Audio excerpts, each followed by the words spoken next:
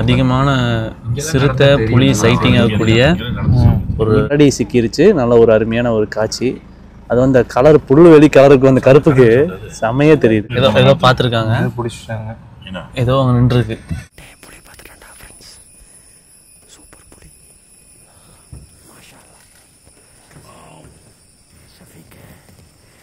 ரொம்ப கவனமா ரோட்டை கிராஸ் பண்ணணும்.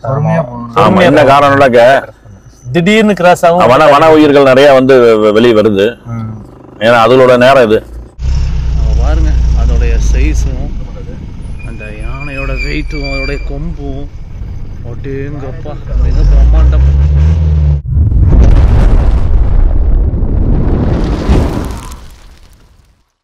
Welcome back other new video. இப்போ நம்ம நீலகிரி மாவட்டம் கல்லட்டி வழியாக கீழே இறங்க போகிறோம். நிறைய பேர் கல்லட்டி வீடியோ கேட்டுட்ருக்கீங்க. அதனால் வந்து இந்த ஒரு சின்ன ஒரு இன்ட்ரோ, கல்லட்டிக்குள்ளே ஏன் விட மாட்டேறாங்க, வெளி மாவட்ட வண்டிகளை ஏன் விடுறதில்ல, TN43 மட்டும் ஏன் போகுது அப்படிங்கிற ஒரு சின்ன விளக்கத்தை மட்டும் தான் கொடுக்க போகிறேன். ஏன்னா இந்த கல்லட்டியை பொறுத்தளவு நிறைய பேர் வீடியோ போட்டிருக்காங்க. பேய் சாலை, பிசாசு சாலைன்னு சொல்லி நிறைய போட்டிருக்காங்க. அது எதனால் அப்படிங்கிறத வந்து ஒரு சின்ன ஒரு விளக்கம் கொடுத்துட்டு ஒரு அற்புதமான ஒரு பயணத்தை மேற்கொள்ள போகிறோம்.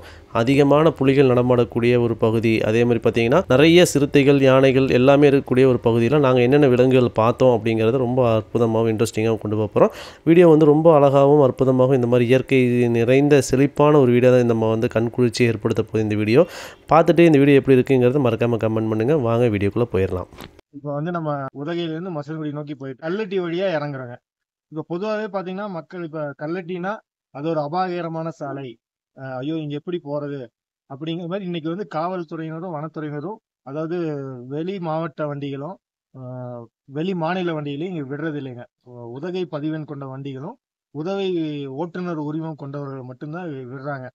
இப்போ நிறைய பேர் வந்து கேள்வி கேட்பாங்க, ஏங்க எங்களுக்கெல்லாம் என்ன, ஏன் அவங்க மட்டும் விடுறீங்க அப்படின்னு. என்ன காரணம்னா, இப்போ உதகை பதிவெண் கொண்டவங்க வந்து பார்த்தீங்கன்னா இப்போ வழக்கமாக இந்த பகுதிகளில் வண்டி ஓட்டுறவங்க. அதனால வந்து அவங்களுக்கு வந்து எங்க எப்படி எத்தனாவது கியர்ல இறக்கணும், எங்க போகணும் அப்படின்னு ஒரு அறிமுகம் இருக்கு, பழக்கம் இருக்கு. கோவையில் இருக்கவங்களும் அடிக்கடி வருவாங்க, இல்லைன்னு சொல்ல. இருந்தாலும் இந்த ஊருக்காரங்களுக்கு, அவங்களுக்கு உதகைக்காரங்களுக்கு இங்க போறதுக்குண்டான வேலைகள் இருக்கு. அதனால அவங்களுக்கு ஒரு முதன்மைத்துவம் கொடுத்து அவங்களை அனுப்புறாங்க. இன்னொன்னு வந்து பாத்தீங்கன்னா இப்ப என்னன்னா புதுசா வர்றவங்க, அதாவது சுற்றுலா பயணிகள் நிறைய சென்னையில இருந்து வர்றவங்க, அவங்க எல்லாம் பாத்தீங்கன்னா இந்த வரும்போது என்னன்னா வண்டி நல்லா வேகமா போகுதே, நம்ம இது எரிபொருள் சிக்கனப்படுத்திக்கலாம், அப்படியே விட்டுலான்னு சொல்லி இறக்கும்போது திடீர்னு நம்ம கொண்டை ஊசி வளைவுகளோ இல்ல குறுக்கா ஏதோ வண்டி வரும்போது அவங்கள டக்குன்னு என்ன பண்றதுன்னு ஒரு முடிவு எடுக்கிறதுக்குள்ள அந்த நிகழ்வு ஏற்பட்டுருது. அதாவது ஒரு விபத்தோ ஒரு தள்ளுமுள்ளோ ஏதோ ஒன்று, ஒரு வண்டி போய் உரசலோ ஏதோ ஒன்று ஆயிருதுங்க. அதனாலதான் வந்து இப்ப அதிகப்படியான பாத்தீங்கன்னா இப்ப உதகை பதிவு கொண்ட வண்டிகள் வந்து விபத்து நடக்குது. ஆனா அது ரொம்ப 100ல ஒரு 5 விழுக்காடு தான். இப்ப மற்ற பதிவெண் கொண்ட வண்டிகளும் மற்ற மாநில வண்டிகளும் அதிகமா விபத்து நடக்கிறதுனாலதான் இது ஒரு முன்னெச்சரிக்கை நடவடிக்கையா வந்து அரசாங்கமும் வனத்துறையினரும் காவல்துறையினரும் எடுத்திருக்காங்க. இப்ப வந்து மற்றவங்களுக்கு வந்து கூடலூர் சுத்தி வர்றதுக்கு அறிவுறுத்துறாங்க. அது 40 கிலோமீட்டர் தொலைவு தான். இருந்தாலும் உயிருக்கு ஆபத்து இல்லாம நம்ம வந்து சுற்றுலாவை நம்ம 1 மணி நேரம் கூடுதலா எடுத்தாலும் நல்லபடியா இந்த சுற்றுலாவை அனுபவிச்சு வீடு போய் சேரலாம். அதுதான் உண்மைங்க. அதனால மக்களும் பாத்துக்கோங்க. நீங்க ஏன் இப்படி விடல அப்படின்னு யார் மேலே கோபம் கொள்ளாம நீங்க முடிந்த அளவுக்கு இந்த பாதையை தவிர்த்துட்டு, இல்ல நல்ல ஒரு ஓட்டுநர், இப்ப இங்கேயே ஓட்டுநர்களா கிடைக்கிறாங்க, அவங்கள வச்சு கூட நீங்க இப்படி இறங்கலாம். அப்படி இறங்கிட்டு கூட அப்படியே ஒரு வாய்ப்பு இருக்கு, அந்த மாதிரி கூட பண்ணலாம். இதுக்கு எவ்வளவு வாங்குறது தெரியுமா? ஒரு ஆளுக்கு 500 1000? இப்ப இங்க ஓட்டுநர்களே இருக்காங்க, கல்லட்டிலேயே அந்த சோதனை சாவடியே சரி நிக்கிறாங்க, சொன்னா வருவாங்க. கீழே இறக்கி விடுறதுக்கு 1000 ரூபாய் வாங்குறாங்க. அந்த மாதிரி இப்ப சிலர் வந்து பண்ணிட்டு இருக்கிறாங்க. அது கூட நீங்க பயன்படுத்திக்கலாம். சின்னக்குடியிலிருந்து கல்லட்டி ஏறி உதகை போறவங்களுக்கு எந்த கெடுபிடியும் இல்லை. எந்த வண்டியும் வந்து எதுவும் இல்லாம, எந்த வித நிபந்தனையும் இல்லாம யாரா இருந்தாலும் ஏறி வரலாம். இறங்குற வண்டிகளுக்கு மட்டும்தான் இது விதிமுறைங்க. ஆமா, வண்டி வந்து பொதுவாகவே பாத்தீங்கன்னா நீங்க நினைக்கலாம் ஏறுறதும் எளிதுன்னு நினைக்கலாம். ஏறுறதும் வந்து நிறைய சிக்கல்கள் இருக்கு. நிறைய பேர் பாத்தீங்கன்னா சல்லு போயிடலாம், வேகமா போயிடலாம், அழுத்திட்டு வரும்போது அந்த இன்ஜின் ரொம்ப சூடாகி நிறைய புகையடிச்சு நிக்கிற வண்டிகளும், அதாவது புது வண்டிகளே வந்து நிக்கிறதுக்கு வாய்ப்பு நிறைய இருக்கு. பார்க்கலாம், நீங்க வந்து ஏறி வரும்போது கண்டிப்பா பார்க்கலாம். அதனால ஏறும் போதும் நீங்க அப்பப்போ ஓய்வு கொடுத்து கொஞ்சம் பொறுமையா வர்றது நல்லதுங்க. நிறைய பார்த்தீங்கன்னா போர்டு வச்சிருப்பாங்க, நிறைய வந்து விபத்து நடந்த போர்டெல்லாம் வச்சிருப்பாங்க. நிறைய பார்த்தீங்களா டிவைடர்லாம் உடஞ்சி கிடக்கும் சைட்லாம். என்ன காரணம்னாக்கா தெரியாது, திடீர்னு வந்துருவாங்க, திடீர்னு வண்டி வந்து ஏதாவது பிரேக் ஃபெயிலியர் ஆச்சுன்னா வண்டி எதில் போய் முட்டை வச்சு கூட நிற்க முடியாது. ஒரு சேஃபஸ்ட்டாக நிறுத்தலாம் கூட முடியாது. நாங்கள் வீடியோ எடுத்துகிட்டு வரும்போது பார்த்திங்கன்னா ஒரு புது ஸ்விஃப்ட் காரு பிரேக் ஃபெயிலியரோ அல்லது வந்து ஏதோ கம்ப்ளைண்ட் ஆகி நின்றுச்சு. இந்த அளவுக்கு தான் வந்து இந்த பகுதியில் வந்து வண்டி ஓட்ட தெரியாதவங்களுடைய வாகனங்கள் அதிகமாக வந்து பழுதடைஞ்சு பிரேக் டவுன் ஆகி நிற்கிறது வந்து நம்ம அதிகமாக பார்க்கலாம். பிரேக் வந்து கொஞ்சம் பிடிச்சி வந்திருப்பாங்கன்னு நினைக்கிறேன். இப்போதான் வந்து வாகனத்தை வாங்கி அவங்க ஒரு வாரம் கூட ஆகலை. ஆனால் அந்த வண்டி வந்து சூடாகி, ஏன்னா அந்த வண்டி சூடாகி நிற்கிதுங்க. புது வண்டிகள் தான் நிறைய கோளாறு ஆகுங்க. ஓகே, இப்போ நம்ம உள்ளே வந்தாச்சு. இப்போ நம்ம போயிட்டுருக்கிற ரூட்டு நிறையவே தெரியும். அதாவது செல்ஃபாக வந்து நம்மளுடைய வண்டியிலேயே சஃபாரி போகக்கூடிய ஒரு பகுதி தான். அதாவது மாயாறு அப்புறம் சிங்காரா அப்படின்னு சொல்லக்கூடிய முதுமலையில் இருக்கக்கூடிய இந்த பகுதியில் வந்து அதிகமாக இப்போ நம்ம வீடியோ போட்டுட்ருக்கக்கூடிய காலத்திலேருந்து ஒரு 10 நாள் 20 நாளுக்கு முன்னாடி வரைக்குமே தொடர்ந்து சிறுத்தையினுடைய புலியினுடைய வீடியோக்கள் வந்து இந்த பகுதியில் கிராஸ் ஆகிறது, மரங்கள் ஏறுறதெல்லாம் வந்து எக்கச்சக்கமாக நடந்துகிட்ருக்கு. அதனால் இந்த சைடு நாங்கள் வந்து ஒரு சஃபாரி போகலாம் அப்படின்னு எங்களுடைய ஓன் வெஹிக்கிளில் போனோம். எவ்வளோ அழகாகவும் அற்புதமாகவும் இருப்பாங்க இந்த இடமெல்லாம்.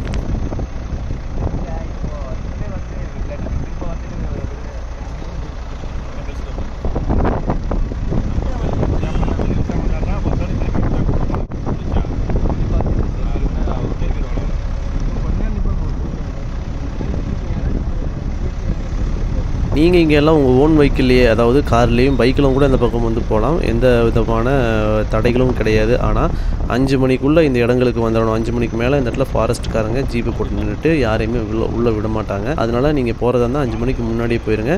எக்கச்சக்கமான சைட்டிங் இப்போ ரீசெண்டாக நடந்துகிட்ருக்கு. ஆனால் நாங்கள் போனதுக்கப்புறம் என்ன நடந்துச்சு அப்படிங்கிறத இதில் வந்து சுவாரஸ்யமே.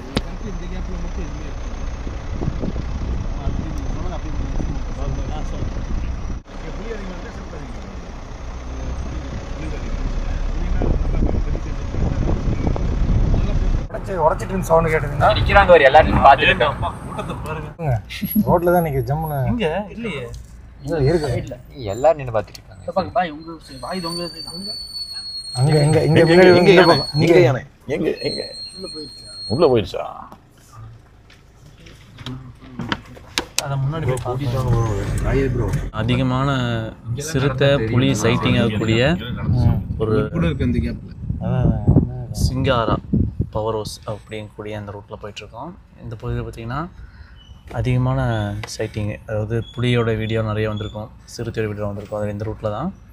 இந்த பயிர் வந்து பார்த்திங்கன்னா மான் கூட்டங்களாக இருக்காது, மான்களே இருக்காது அப்படிங்கிறாங்க. ஏன்னா இங்கே அதிகமான இந்த சிறுத்தை அப்படியெல்லாம் இருக்கிறதுனால இப்போ வண்டியெல்லாம் ஆஃப் பண்ணிவிட்டு அப்படியே மெதுவாக போயிட்டுருக்கோம். ஏதாவது சைட்டிங் ஆகுது அப்படின்னு பார்க்குறதுக்காக. ஏதோ பார்த்துருக்காங்க, பிடிச்சிட்டாங்க. ஏதோ அங்கே நின்றுருக்கு. ஆமாம், இந்த மாதிரி இடங்களுக்கு வர எலக்ட்ரிக் வண்டி தான் கரெக்டாக இருக்குண்ணா. என்ன பார்த்துருக்காங்கன்னு தெரியல. மரத்துக்கு மேலே கை கட்டுற மாதிரி இருக்கு. என்னது இன்னும் ஒன்றுமே இல்லை, சும்மானாச்சுக்கு கை காட்டுங்கன்னு பிள்ளைங்க போகும்போது காமிச்சிட்டாங்க. இது வந்து புலி பதுங்குற இடம், ஏதோ ஒன்று சொல்லுவாங்க. இங்கே தான் இந்த பக்கம் தான் நினைக்கிறேங்க. சிறுத்தை இல்லை பதுங்குற இடம் அடிக்கடி சொல்லுவேன். போன டைம் வரும்போது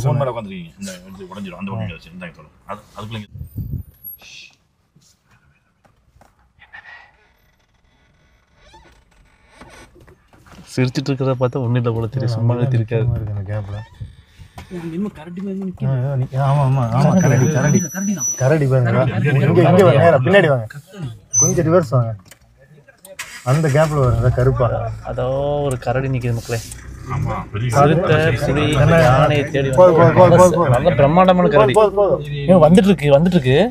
நல்ல பிரம்மாண்டமான கரடி. அங்க விடுங்க, அந்த இடத்துல விடுங்க.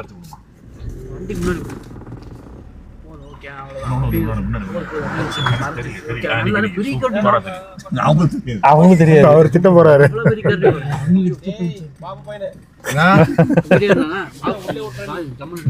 உள்ள விட்டா யாருன்னு கேட்பான். சரியான சைஸ்காரன். சரி விடுங்க, அவங்களும் பார்க்கட்டும் கொஞ்சம். இல்ல அவங்களுக்கு நீங்க பாப்பீங்க அடிக்கடி. வருது நிறுத்து வருது. கரெக்டுங்க. அந்த மட்டத்துல டனல் தண்ணி மட்டும் ஒன்று இருக்குல்ல, ஆஃப் பண்ணு. நானும் அங்கே நானும் அங்கதான் நிக்கிறேன் பாருங்க. வந்துட்டு இருக்கு பாருங்க. புலி காட்டுன்னு கூப்பிட்டு வந்திருக்காங்க. அதெல்லாம் வாயை திறந்துட்டு தலையாட்டிட்டே வருது. இல்ல சொரியுதுங்க பின்னாடி சொரிஞ்சிட்டு இருக்கு மரத்து மேல கீழே சொரிஞ்சிட்டு இருக்கு. ஜூம் ஆகுது கிடைக்குதுங்களா? ஒரு அளவு தான் கிடைக்குது. மாத்திரல கேமரா கூடி விரைவில் ஜூம் பண்ணா ஒன்றும் தெரிய அங்க மாட்டேங்குது. பின்னாடி 3x 4x இப்படி உடஞ்சி போகுது. ஜூம் பண்ணி அங்க மரத்துல போட்டு சொரிஞ்சிட்டு இருக்கு. வருது. ஆஹா வாப்பா வாப்பா நமக்கு நேரா வாப்பா. ஆமா இதற்கு பெருசு இவ்வளவு பார்த்தது நல்ல சைஸுங்க. அதே மாதிரி நல்லா சுத்தமா இருக்கு. இப்படிதான் வருதுங்க. வரட்டும். எங்கப்பா என்ன சைஸுங்க. அங்க விட்டா தெரியுங்களா? அங்க தெரியுது நல்லா தெரியுது. நல்லா வருது கிரவுண்டுக்கு. ஆஹா இங்க பாருங்க சரியான சீன். இப்போ வரும். இல்ல வரட்டு போங்க. மரம் ஃபுல்லா க்ளோஸ் ஆயிடுச்சு. வருது. பேக் ரிவர்ஸ் வாங்க. நீங்களும் ரிவர்ஸ் வந்துருங்க. ரிவர்ஸ் நல்லா தெரியுது. அங்க வரு. ஜூம் தெரியுது. நல்லா ஜூம் ஆகுதா? கிளியரா இருக்கா? ஒரு அளவு தான் இருக்கும். போகுதுங்க. கம்மி தான் பை. அது அவ்வளோதான் உடையுது. 3-4க்கு மேலே உடஞ்சி போயிடுது. அப்பா சிறுத்தை புளி ஏதாவது பார்க்கலாம் அப்படின்னு வந்தப்போ ஒரு கரடி சிக்கிருச்சு. நல்ல ஒரு அருமையான ஒரு காட்சி.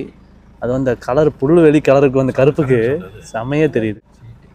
நல்ல ஒரு சீன். இதை பார்க்குறதுக்காக நீ கண்களால் பார்ப்போம். நல்லா சார் பெரிய வெளியே வரும்போது தான் உள்ளே போயிடுச்சுங்க. பரவாயில்ல. இந்த ரோட்டில் இப்போ தான் முதல்ல கரடி பார்க்குறேன். செம சைஸு. புளியே பயந்து ஓடும். அப்படியே காட்டுக்குள்ளே போயிடுச்சு.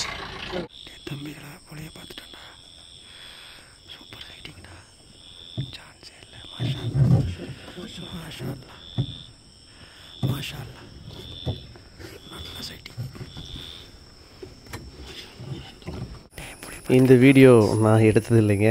என்ன காரணம்னு கேட்டிங்கன்னா நமக்கு வந்து புலி சைட்டிங் ஆகலை, சிறுத்தை சைட்டிங் ஆகலை. இது நம்மளுடைய நண்பர்கள் போனப்போ எடுத்திருக்காங்க. யாரும் யூடியூப் சேனலில் போடாதனால இந்த வீடியோ வந்து நான் பதிவிடுறேன்.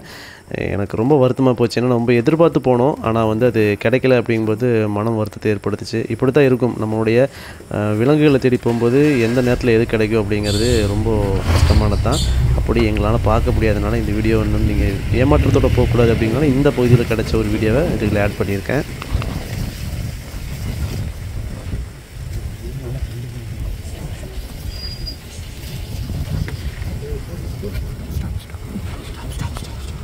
இருட்டு ஆயிடுச்சு. இருட்டுனதுக்கப்புறமாவது நமக்கு ஏதாவது வாய்ப்பு கிடைக்குதா பார்க்கலான்னு நாங்கள் போனோம். ஆனால் எங்களுக்கு வந்து அப்பவும் கிடைக்கல. எங்களுக்கு மட்டும் என்னன்னு தெரியல. நாங்கள் வண்டியில் போகும்போது மட்டும் இந்த கரடிகள், சிறுத்தைகள், புலிகள் தான் வந்து டக்குன்னு வந்து வாமா மின்னல் அப்படிங்கிற மாதிரி மறைஞ்சு போயிடுது. ஆனால் இதுவே வந்து சாதாரணமாக ஒரு டூரிஸ்ட்டுகள் அவங்க போகும்போது கரடியெல்லாம் முன்னாடி காருக்கு முன்னாடி வந்து என்னை துரத்துன்னு ரோட்டிலேயே ஓடுது. அதாவது செடிக்குள்ளே ஓடி போகாமல் ரோட்டிலேயே ஓடுது. இவங்க வண்டி நிறுத்திட்டாலுமே அங்கேருந்து திரும்ப வந்து மட்டும் என்னை துரத்து அப்படின்னு வாண்டடாக வந்து முன்னாடி நின்று டான்ஸ் ஆடுது, பாட்டு பாடுது, எல்லாமே பண்ணுதுங்க. ஆனால் நம்ம போய் இந்த வீடியோ எடுக்க ஆரம்பிச்சிட்டோன்னு சொன்னால் தலைதிரிக்க ஓடிடுது. மான் பாருங்க. அது மான் பாருங்க. நம்ம ரோட்ல நம்ம கிராஸ் ஆகி போகுது. விலங்குகள் வந்து கிராஸ் ஆகக்கூடிய ஒரு அருமையான காட்சியை பார்க்கறதுக்காக நம்ம ரொம்ப கவனமா ரோட்டை கிராஸ் பண்ணணும். ஆமா. என்ன காரணம்னாக்க திடீர்னு கிராஸ் ஆகும். வன உயிர்கள் நிறைய வந்து வெளியே வருது. ஏன்னா அதோட நேரம் இது. அதனால பார்த்து கவனமாக மெதுவாக போகணும். இப்போ நம்ம வந்து பயணத்தை மேற்கொள்ள போகிறோம். என்னென்ன விலங்குகள் இந்த நேரத்தில் பார்க்கலாம், எப்படி இருக்க போகுது இந்த பயணம். நாங்கள் என்னென்னமோ எதிர்பார்த்து வர்றோம். எதிர்பார்த்து வர நேரத்தில் எதுவும் கிடைக்காது. இது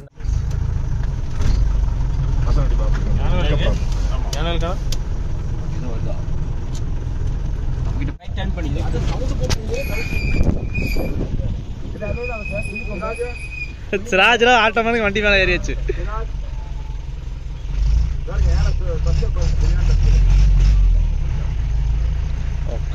செம்ம யானைங்க. இப்போ நம்ம ஒரு ப்ரைவேட்டு ப்ராப்பர்ட்டிக்குள்ளே போயிட்டுருக்கோம் ஒரு ஜீப்பில். அங்கே பாருங்க அதோடைய சைஸும் அந்த யானையோட வெயிட்டும் அதோடைய கொம்பும் அப்படிங்கப்பா மிக பிரம்மாண்டம்.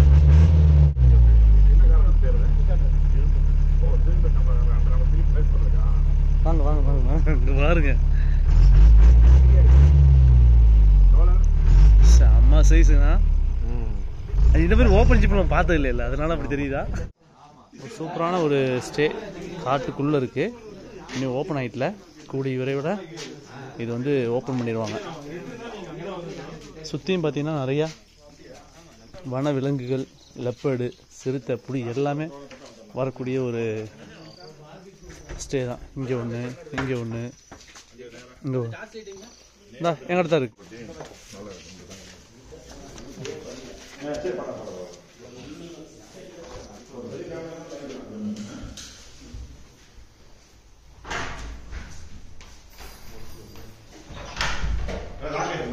இந்த ரெசார்ட்டை விசிட் பண்ணி முடிச்சுட்டு நாங்கள் எங்களுடைய பயணத்தை முடிச்சிட்டோம். அப்படியே நாங்கள் வீட்டுக்கு போகிற வழியில் ஏதாவது புலிகள் ஏதாவது மாட்டுமான்னு பார்த்தா எங்கள் கண்ணுக்கு அது வாய்ப்பே கிடைக்கல. எங்களுக்கு வந்து இந்த மாதிரி மான்கள் தான் வந்து சிக்கிச்சு. கண்டிப்பாக இந்த வருஷத்துக்குள்ளே நாங்கள் புலியை பார்த்துருவோம் அப்படின்னு ஒரு மன நம்பிக்கையோடு நாங்கள் பயணத்தை வந்து மறுபடியும் தொடருவோம். இன்னும் வித்தியாசமான இடங்கள்லாம் நம்ம சந்திப்போம். இரவு நேர பயணம், இந்த மாதிரியான ட்ரைபல் வில்லேஜ் எல்லாம் பார்க்குறதுக்கு நம்ம சேனல் சப்ஸ்கிரைப் பண்ணி வச்சுக்கேன். வீடியோ எப்படி இருந்ததுங்க மறக்காமல் கமெண்ட் பண்ணுங்கள், மறக்காமல் லைக்கையும் தட்டி விட்ருங்க. அடுத்த வீடியோவில் சந்திப்போம். நன்றி, பை பாய்.